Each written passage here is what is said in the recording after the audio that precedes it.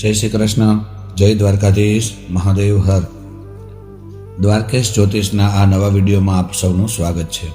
આવનારા દિવસોમાં એટલે કે 30 માર્ચથી માં ભગવતી આદ્યશક્તિ જગદંબા જગદજનની માં ભગવતીના ચૈત્રીય નવરાત્ર પ્રારંભ થશે. તો આજે થોડું નવરાત્રિ વિશે જાણીએ.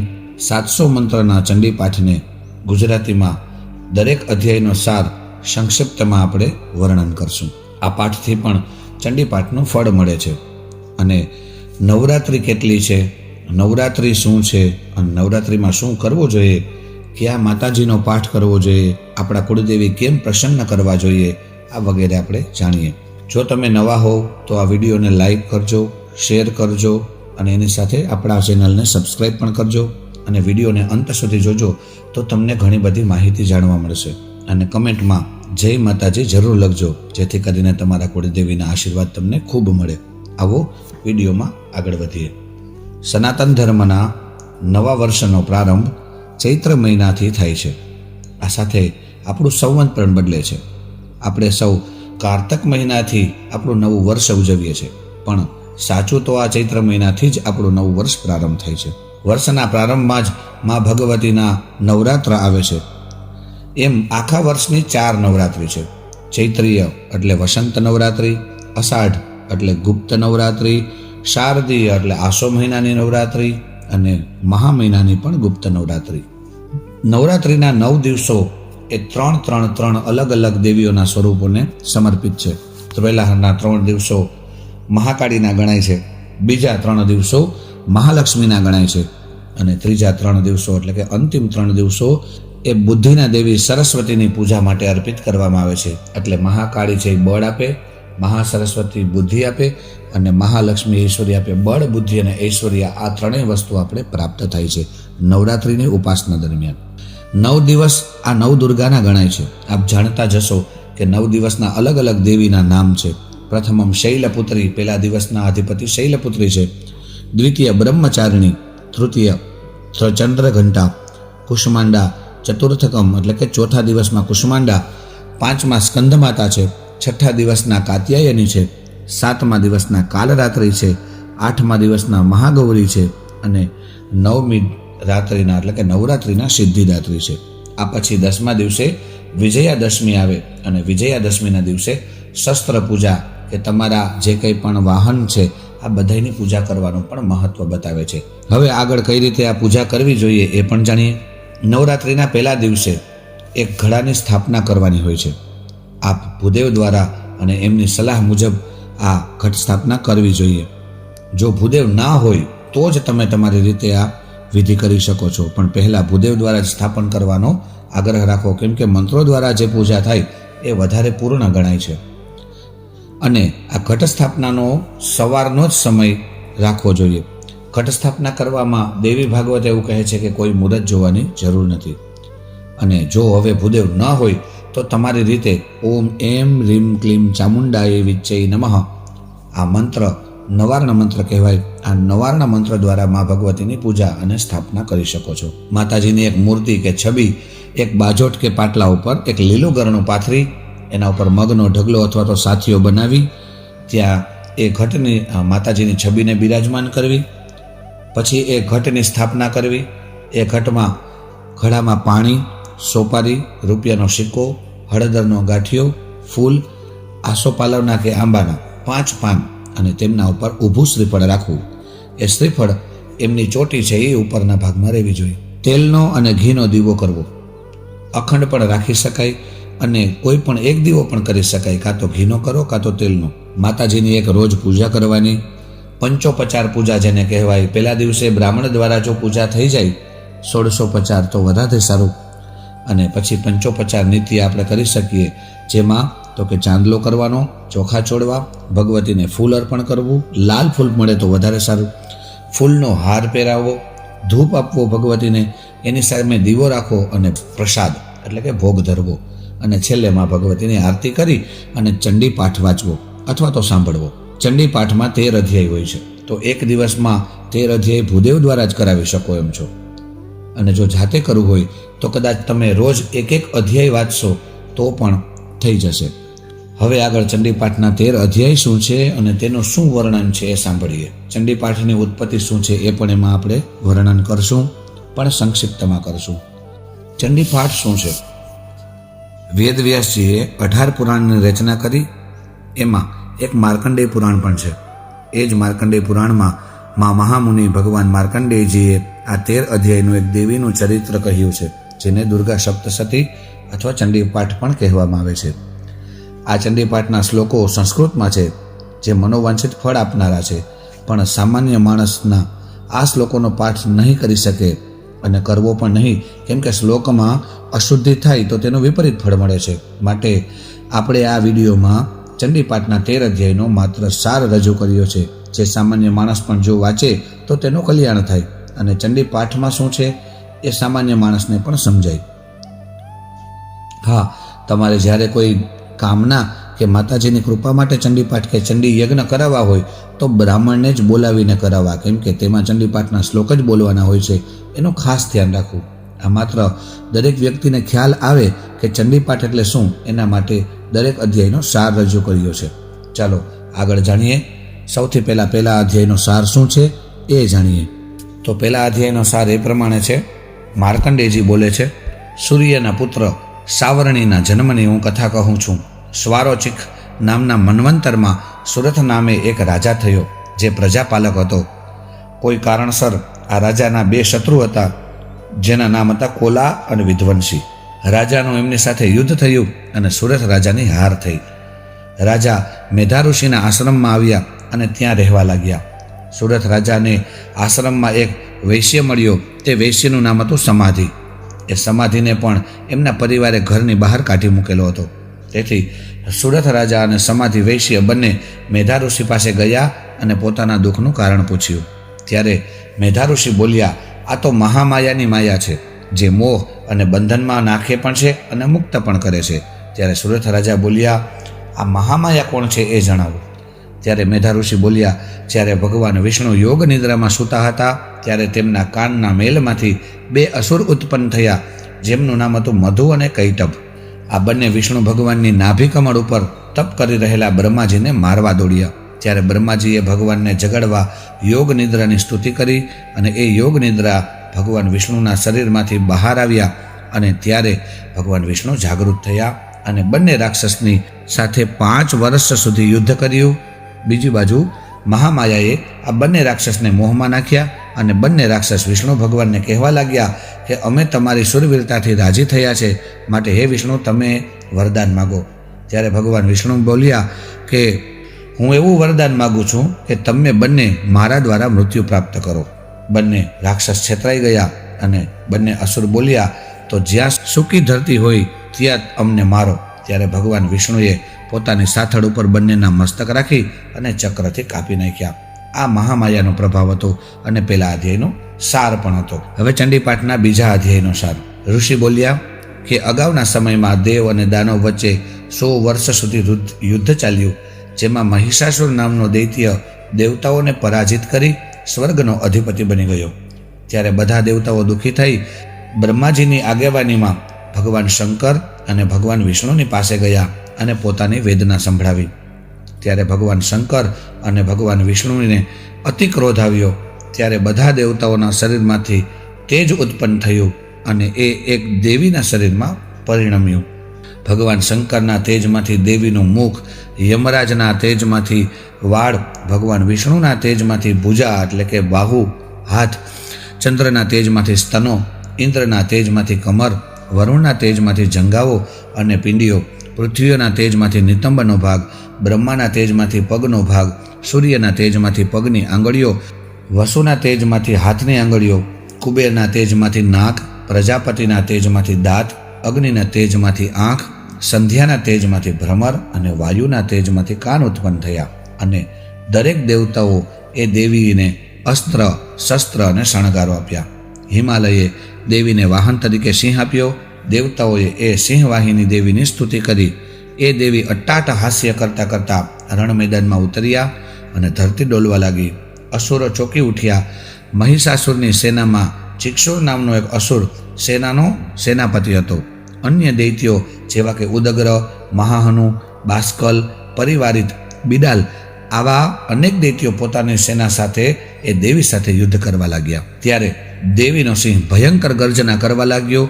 દેવીની અતિ ક્રોધ આવ્યો અને એક ક્ષણભરમાં મહિષાસુરની સેનાનો નાશ કરી નાખ્યો. આકાશમાં દેવતાઓ આવ્યા અને એ દેવી ઉપર પુષ્પની વૃષ્ટિ કરવા લાગ્યા. જય જગદંબા આ બીજા અધ્યાયનો સાર હતો. હવે ચંડીપાઠના ત્રીજા અધ્યાયનો સાર સાંભળીએ.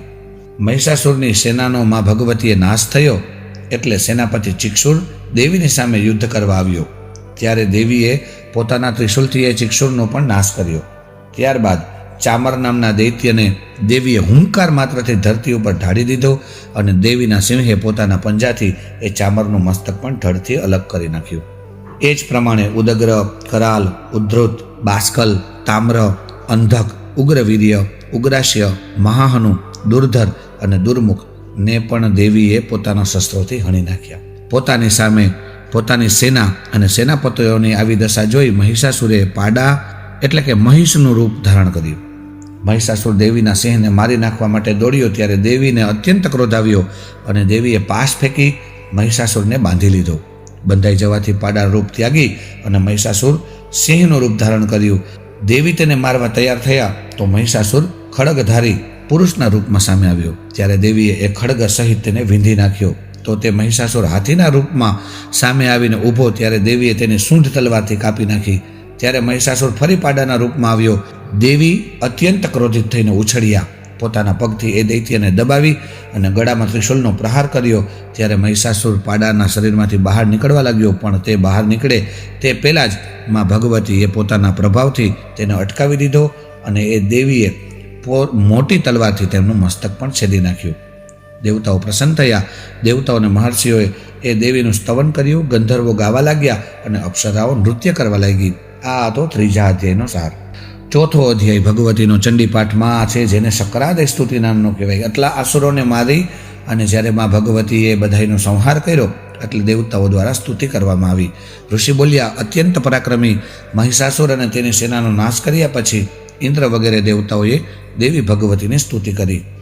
દેવતાઓ કહે છે કે હે પૂજનીય દેવી, અમે તમને વંદન કરીએ છીએ, જેમનું બળનું વર્ણન દેવ કે મહાદેવ પણ ના કરી શકે, જે લક્ષ્મી, બુદ્ધિ અને લજ્જા સ્વરૂપા છે, જેમાં સત્વ, રજ, તમો ગુણ વિદ્યમાન છે, જે યજ્ઞમાં સ્વાહા અને પિતૃઓને તૃપ્તિ કરવામાં સ્વધા છે, જે મોક્ષ સ્વરૂપા છે, પરાવિદ્યા છે, શબ્દ સ્વરૂપા છે, ચાર વેદનો આધાર છે, ઉત્પત્તિ, સ્થિતિ અને લયના કારણભૂત છે, જે મેધા, દુર્ગા, લક્ષ્મી અને ગૌરી છે, જેને ક્રોધિત રૂપથી મહિષાસુરના પણ પ્રાણ નીકળી ગયા.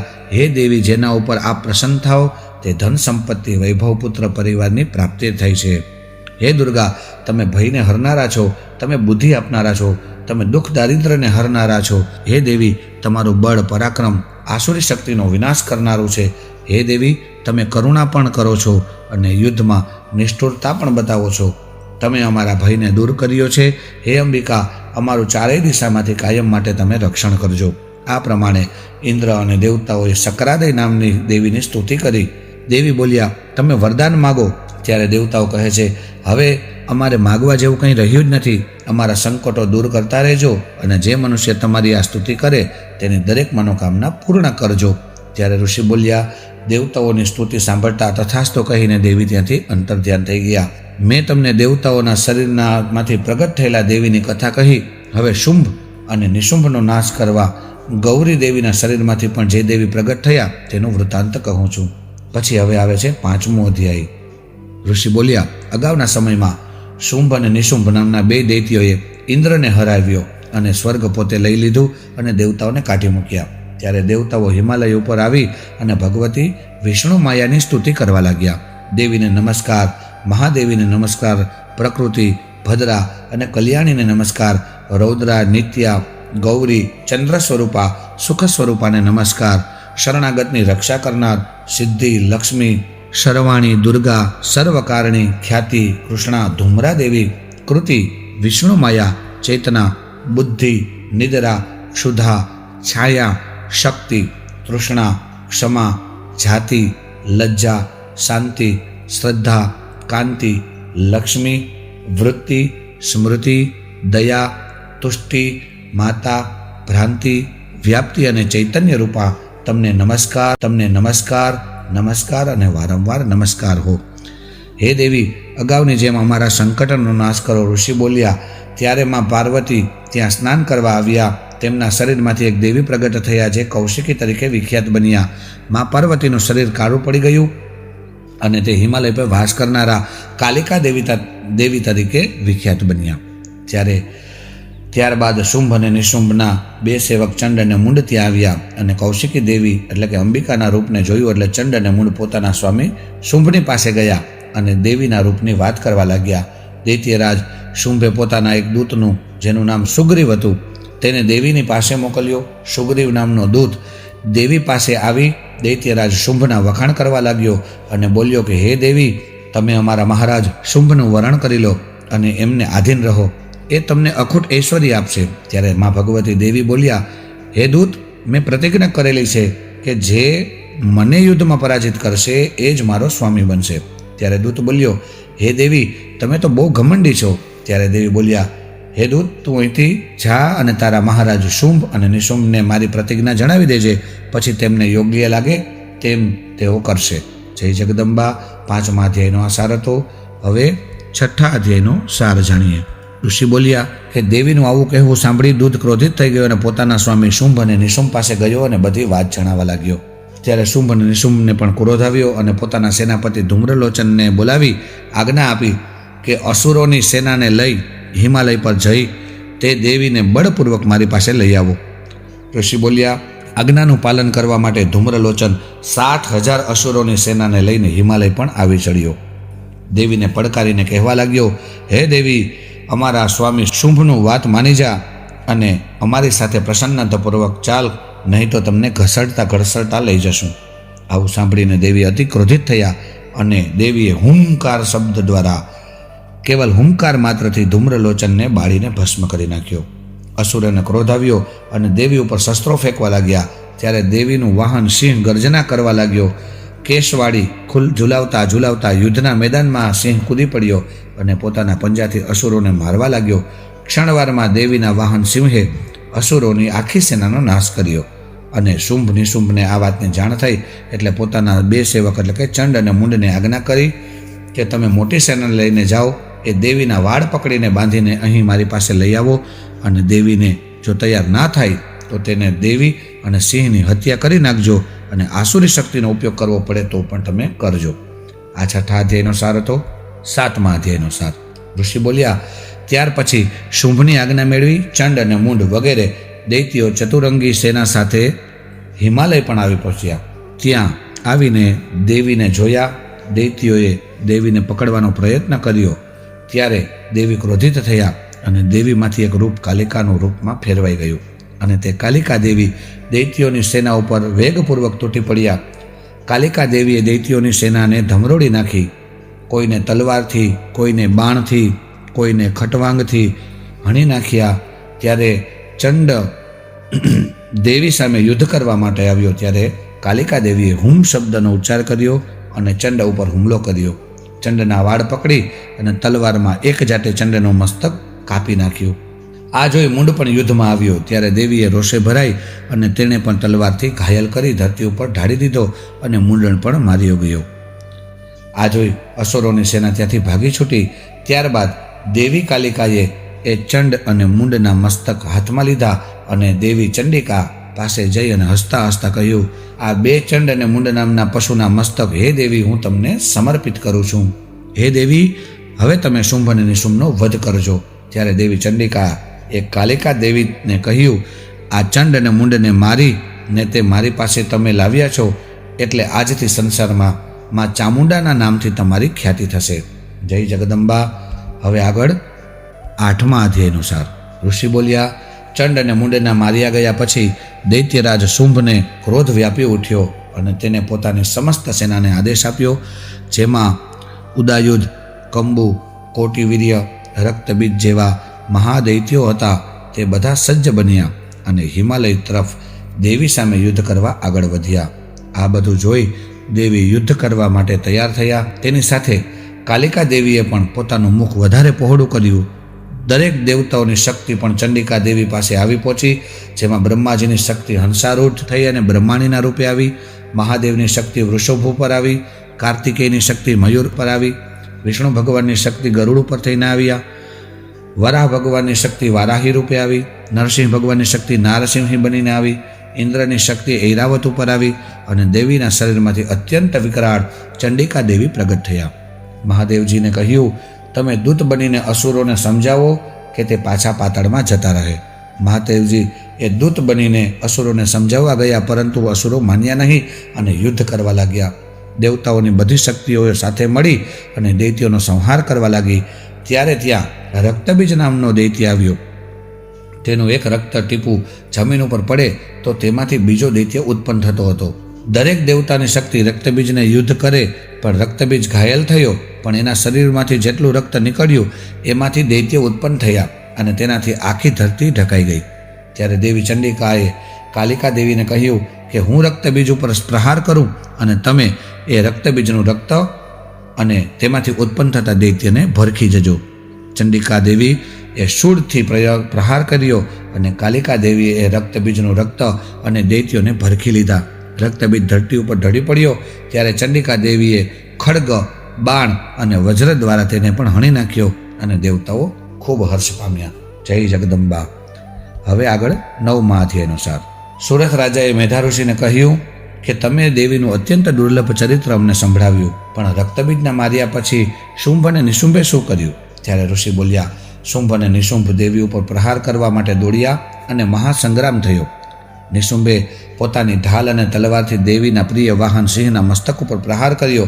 દેવીથી આ સહન ના થયું. પોતાના ક્ષુરપ્ર નામના બાણથી નિશુંભની તલવાર અને ઢાલના કટકા કરી નાખ્યા.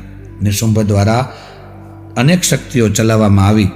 દેવીએ આ દરેક શક્તિનો નાશ કરી નાખ્યો. દેવીએ પોતાની શક્તિ દ્વારા નિશુંભને મૂર્છિત કરી નાખ્યો. એવામાં ત્યાં શુંભ આવ્યો. દેવીને શુંભનું સાથે ભયંકર યુદ્ધ થયું. તેવામાં નિશુંભ ભાનમાં આવ્યો અને તેને પોતાના બાણ વડે સિંહ અને કાલિકાને ઘાયલ કર્યા. ત્યારે દેવીએ પોતાના ત્રિશૂલથી નિશુંભની છાતી ચીરી નાખી અને તેની છાતીમાંથી એક બળવાન પુરુષ ઉત્પન્ન થયો. દેવીએ એનું પણ મસ્તક કાપી નાખ્યું. દેવીનું વાહન તે નિશુંભની ગરદન કચડી અને ખાવા લાગ્યો. આ ભયંકર દ્રશ્ય હતું. ઘણા દૈત્યો તો આ જોઈને જ યુદ્ધ છોડીને ભાગવા લાગ્યા અને ઘણા દૈત્યો કાલિકા, શિવદૂતી અને સિંહના કોળિયા બની ગયા. જય જગદંબા. હવે આગળ 10મા અધ્યાયનું વર્ણન આપણે સાંભળશું. ઋષિ બોલ્યા, પોતાના પ્રાણ સમાન પ્રિય ભાઈ નિશુંભના માર્યા ગયા પછી શુંભે ક્રોધિત થઈને કહ્યું, હે દુર્ગા, તું અભિમાની છે, તે બધી સ્ત્રીઓનો સંહારો લઈને યુદ્ધ કર્યું છે. ત્યારે દેવી બોલ્યા, હે દુષ્ટ, હું એકલી જ છું. આ બધી શક્તિઓ તો મારી જ વિભૂતિઓ છે. ત્યારબાદ બધી શક્તિઓ દેવીના શરીરમાં લીન થઈ ગયા. દેવી બોલ્યા, હે દુષ્ટ, બોલ, હવે હું એકલી રણભૂમિમાં ઊભી છું.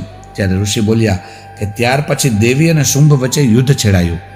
દેવીએ શુંભની દરેક શક્તિ, તેના ઘોડા અને સારથીનો પણ નાશ કર્યો. હવે શુંભ પાસે એક પણ શસ્ત્ર નથી અને તેણે દેવીને છાતીમાં મૂકો માર્યો. એટલે દેવીએ પણ શુંભની છાતીમાં થપાટ મારી અને એ થપાટના પ્રહારથી શુંભ ધરતી ઉપર પડી ગયો. ફરી તે એકાએક ઊભો થયો અને દેવીને પોતાના હાથથી ઉંચકીને આકાશમાં લઈ ગયો.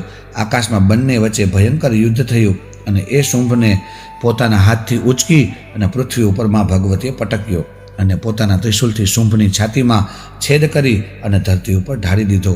શુંભના પ્રાણ ત્યાં જ નીકળી ગયા. સંપૂર્ણ જગત સ્વસ્થ થયું.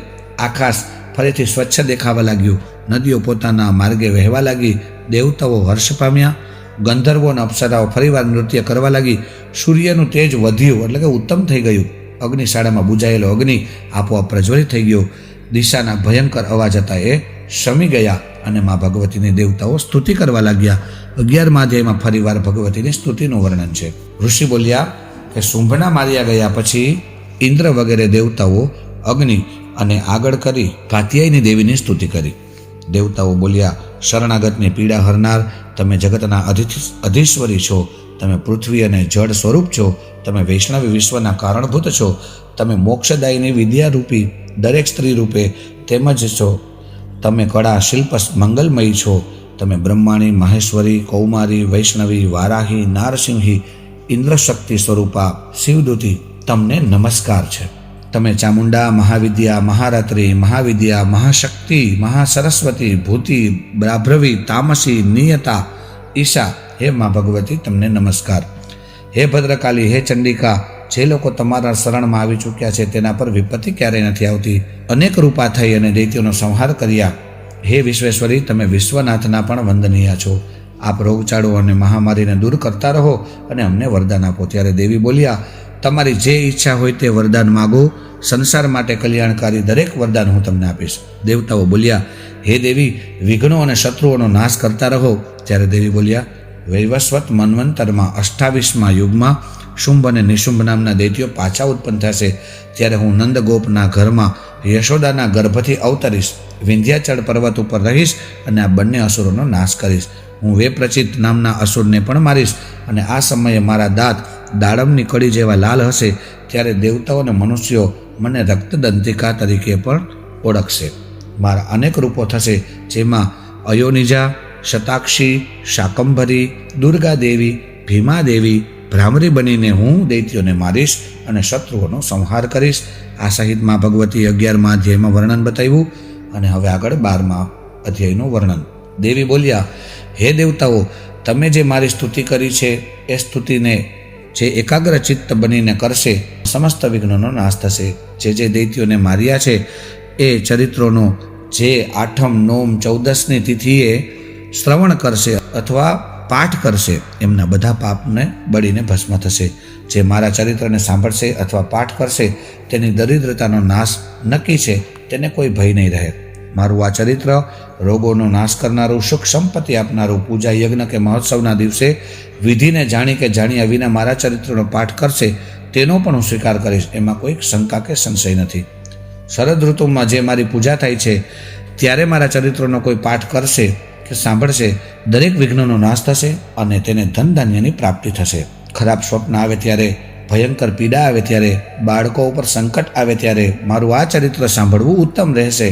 મારા આ ચરિત્રનો પાઠ કરવાથી રાક્ષસો, ભૂતો, પિશાચોનો નાશ થશે. વનમાં, સુના માર્ગમાં, દાવા નળમાં, લૂંટારાઓના ભયમાં, નિર્જન સ્થળમાં, જંગલમાં, પશુના ભયમાં, કારાગૃહમાં, મહાસાગરમાં, નાવમાં બેઠા હોય ત્યારે કે યુદ્ધમાં જે મારા ચરિત્રનું સ્મરણ કરશે તેને કોઈ પ્રકારનો ભય નહીં રહે, તેના સંકટનો નાશ થશે.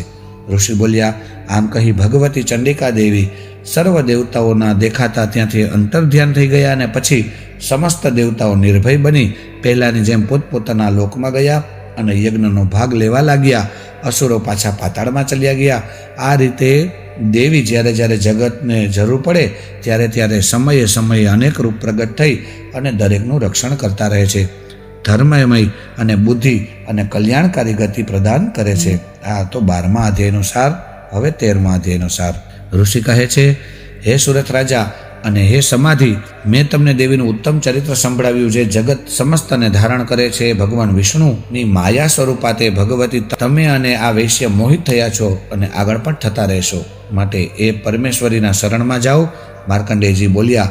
ત્યારે મેધા ઋષિના વચન સાંભળી અને રાજા અને વૈશ્ય એ બંને ઋષિને પ્રણામ કર્યા. બંને એક નદીના કિનારે જઈ અને દેવીનું તપ કરવા લાગ્યા. દેવીની માટીની એક બહુ મોટી મૂર્તિ બનાવી અનેક ઉપચારો અને યજ્ઞ કરી અને દેવીની આરાધના કરવા લાગ્યા. સતત 3 વર્ષ સુધી આ રીતે બંનેએ તપ કર્યું.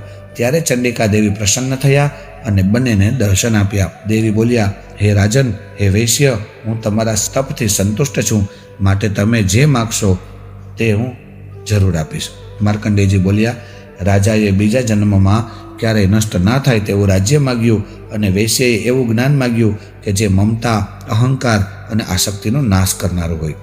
દેવી બોલ્યા, હે રાજન, થોડા જ દિવસોમાં તમારું રાજ્ય શત્રુઓને મારીને પાછું પ્રાપ્ત કરી લેશો. ત્યારબાદ તમે બીજા જન્મમાં ભગવાન વિવસ્વાન એટલે કે સૂર્યના અંશથી જન્મ લેશો અને સાવર્ણિક મનુ નામથી વિખ્યાત થશો. અને હે વૈશ્ય, તમને મોક્ષની સિદ્ધિ માટે તમે માંગેલું જ્ઞાન પ્રાપ્ત થશે. માર્કંડેયજી બોલ્યા. આ પ્રમાણે બંનેને વાંછિત વરદાન આપી બંનેની સ્તુતિ સાંભળી દેવી અંબિકા ત્યાંથી અંતર્ધ્યાન થઈ ગયા. દેવી પાસેથી વરદાન માગી રાજા સુરત બીજા જન્મમાં સૂર્યના અંશમાંથી જન્મ લઈ અને સાવરણી નામમાં મનુ થયા. ઓમ શ્રી જગદંબિકાય નમઃ. આ તો 13મા અધ્યાયનો સાર. જો તમને આ વિડીયો આ વર્ણન અને આ ચંડીપાઠ સારો લાગ્યો હોય તો વિડીયો જરૂર લાઈક કરજો, સબસ્ક્રાઈબ કરજો અને કમેન્ટમાં જય માતાજી જરૂર લખજો. જય શ્રી કૃષ્ણ, જય દ્વારકાધીશ, મહાદેવ હર.